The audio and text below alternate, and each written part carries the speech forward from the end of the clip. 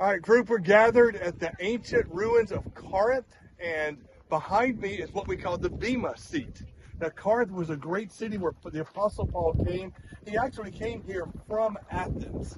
Now, Corinth was a city. I lived in Las Vegas 18 years. It was much like Las Vegas because it was just a very carnal city, a very worldly city, because sailors came from all around the world. And the temples they had is not like the temple we have. The word temple means dwelling place of God. But these temples were dwelling places of their gods.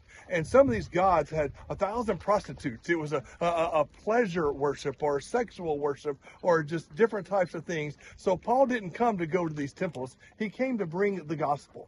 And when he came to Corinth, the first person he met was a guy named Aquila. He was from Rome, and was it Nero or Claudius exiled them. They had to flee Rome, and so he was a tent maker. You ever heard the phrase a tent maker?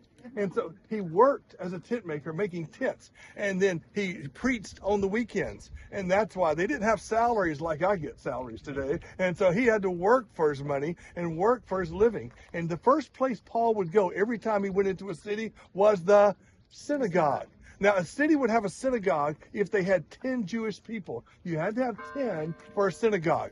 And so he met that, and they would come. But the interesting thing about Paul was that the Jewish people didn't like him because he would often teach contrary to the law a gospel. The gospel of grace, salvation by grace through faith in Jesus Christ. And so this caused a problem. In fact, they brought up charges against him and said that he's teaching things contrary to our law. And they brought him to the Bema. That word Bema, this is what this is behind me. It's called the judgment area where court was held.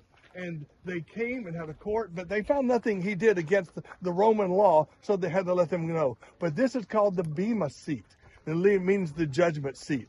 For Christians, that's very important, because if you turn over to 2 Corinthians 2:5, it says, we all will appear before the judgment seat of Christ. And believe that's not a salvation, but when we die and stand before Christ, we will be judged according to our deeds. Not salvation, but our rewards in heaven. So remember, the Bema, the judgment seat of Christ, all Christians will appear before the judgment seat of Christ. So your deeds do matter, your works do matter as they concern our relationship with Christ. So look around here, the excavations of this ancient city of Corinth, and look at the false temples and the false gods, and the judgment seat of Christ is what I wanted you to see. God bless you today. And as Lisa pans around, this is going to our church. I want you to wave to the church as we go back to there. Okay?